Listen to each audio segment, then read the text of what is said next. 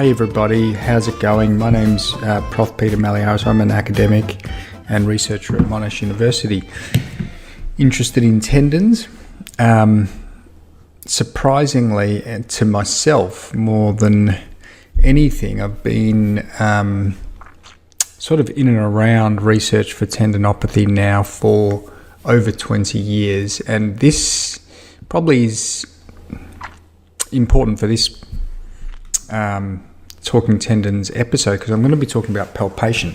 And during my PhD, or maybe it was just before, one of the papers that was published by Jill Cook, Karim Khan, and a few others, including Craig Purdom, was a paper looking at the reproducibility and clinical utility of tendon palpation to detect patellar tendinopathy, published in British Journal of Sports Medicine in 2001. So it's actually going to be about palpation and the utility of palpation, this podcast, but it's going to lead on to a systematic review that one of my PhD students just completed. His name is Bara Al-Sulaimani, and I'll get onto that. But I guess when you're thinking about palpation, there's two things to consider. One, is it useful for diagnosis? And this is what this original Jill Cook paper from 2001, which takes me back to sort of the start of my PhD, around the time when I was, first read the paper and thought it was a really interesting paper. And it sort of has been quite influential for good reason as well. It was probably the first paper to look at the utility of palpation for diagnosis, and before that people sort of accepted that you diagnose by palpating if it's tender, and I think some people took that to the extreme where they would say, okay, if you've got a tendon on palpation, that's it, that's all you need, you've got your diagnosis, job done. And we know now that that is certainly not the case, but that was similar to, I guess, the thinking back in those days that if you've got pathology on a tendon, job done, you've got the diagnosis as well. We know, obviously, we've got a much more nuanced, interpretation of these test findings these days. So this paper in 2001, the title is Reproducibility and Clinical Utility of Tendon Palpation to Detect Patellar Tendinopathy in Young Basketball Players. So I will leave a link to this one as well. It's definitely worth reading. So in effect, what they have looked at here is a cohort of junior jumping athletes, and these guys and girls are at risk of patellar tendinopathy, and they looked at, there was a natural group that did have it, i.e. painful patellar tendinopathy, a natural group that didn't have it, and they did palpation on each of them. They rated the palpation as mild, moderate or severe tenderness or no tenderness. So they were all active jumping athletes, some with pain, some without pain, and then they just looked. So they diagnosed patellar tendinopathy based on clinical diagnosis, and then they looked to see whether palpation was going to be sort of predictive, I guess, sensitivity, specificity, positive and negative predictive values for people that have pain. They also looked at the reliability of palpation, and I'm pretty sure they tried to predict also ultrasound findings. I'm not going to go into that with this. I'll focus more on the pain prediction, because I think that's more clinically relevant for people like us who are probably seeing patients in clinic and then wanting to use palpation in your diagnosis, seeing what it adds. So the main findings were that it was reliable. So using palpation, the way they did it was reliable, and this is patellar tendon. So that was the first major finding. The other major finding was that if you look at the sensitivity and specificity of tendon palpation for painful patellar tendinopathy, it wasn't very good. The sensitivity was better, which was 68%, but the specificity was very low, which is 9%. And that effectively means that you've got a whole stack of people that don't have patellar tendinopathy, but do have palpation tenderness, and that's why the specificity is very low. And that makes sense. We've all had the experience of palpating people who don't have pain, yet they're really painful when you palpate them. So, clearly not everyone that is going to have palpation tenderness has a diagnosis of patellar tendinopathy, and we know, and I guess the real contribution of this study was that yes, this is now been shown in a large empirical study. We now know that we shouldn't just be relying solely on palpation. Doesn't mean it's not useful at all.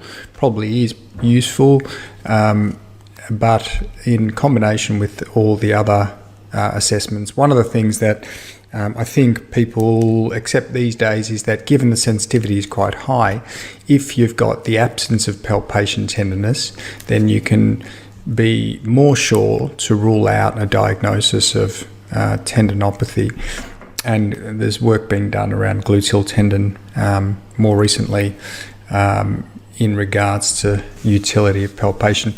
So this was a real early contribution and a good study for that reason, but that's sort of where the clinical utility landed, in that it wasn't really that useful based on the findings of this patellar tendon study. So that's interesting. Now, that takes me to another reason why we might do palpation.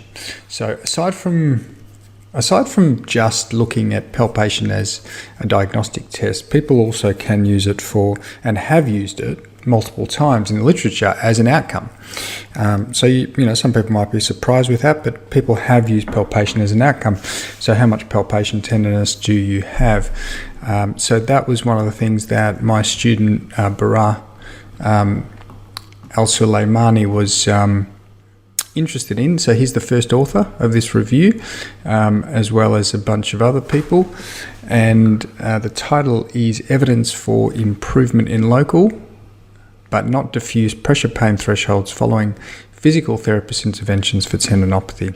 Okay, so effectively what Bara did in this work was look at prospective studies looking at exercise and other interventions for tendinopathies, general tendinopathies, a whole bunch of them, not just patellar tendon or Achilles, and looked at pressure pain threshold changes over the course, as well as pain changes over the course of those interventions. And the main reason was to see how they change together.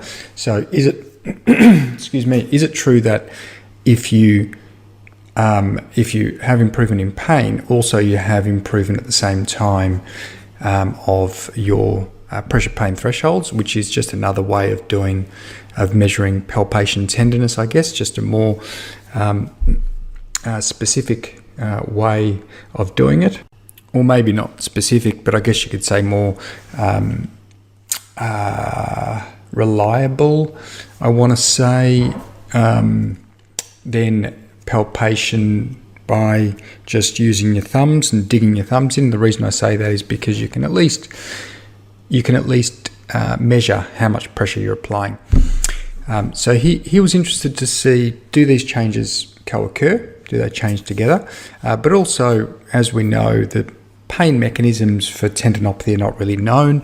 We know that there's probably peripheral sensitization. There might even be central sensitization in some people. So we were interested in, because pressure pain thresholds can be proxy measures for sensitization. If they're done locally on the painful tendon, they're proxy for peripheral sensitization. If they're done away from the painful site, they may be a proxy for central sensitization. So we're interested in seeing whether these proxy measures changed as well. So as I said, he sort of reviewed the literature around all tendinopathies, and I'm going to cut to the chase here and keep it really clinical for everybody. He basically found 18 RCTs. 9 were of low risk of bias, and the remainder were moderate or high risk of bias.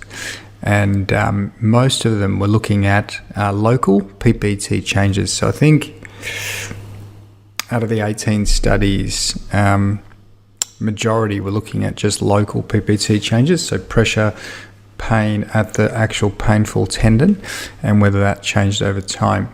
And what he found is that it did change, but it was more likely to change at longer time points. So if you're getting out to more sort of, a few weeks and beyond, the tenderness was more likely to change. Bear in mind that there wasn't many studies that looked at outcomes at very longer time points, like a few months. So we didn't have much data, so we're less certain of those time points. That's something to bear in mind. And the other thing that we found is that not many people look at diffuse PPT change over time. There's only a handful of studies, so again, we're not really certain at all about those changes, so I'm not going to talk about those changes very much. I reckon the most interesting part of Barra's systematic review is how pain changed in combination with PPT. And what we found here is that you can have pain changes really quickly that are not necessarily accompanied by changes in pressure pain.